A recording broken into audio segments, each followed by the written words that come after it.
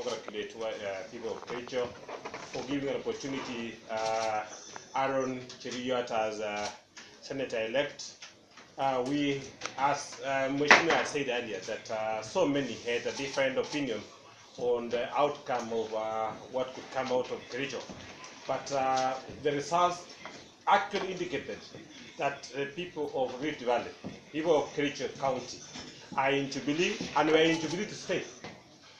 William Ruto, as our leader, is the man that all of us will rally behind today. Come 2017, we will be behind him. To 2022, we will support his ambition to be the president of this country. So those who have ideology, those who have different opinion about the deputy president, that they were going to beat him in Kericho. I think last night, the people of Kericho showed the entire world that is the man that has a say back at home.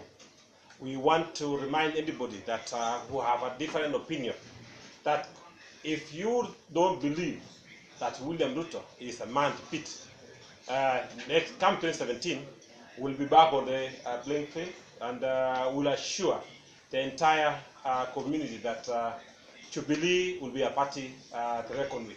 Anybody that wants to aspire to be an MP, to be a senator or a governor,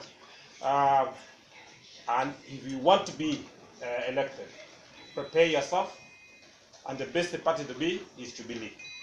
We had so many who had they had hope, their own false hope that Kanu could win Kericho. We want to assure those who have a different opinion about what happened there that Gideon Moi should learn to respect William Ruto as our leader.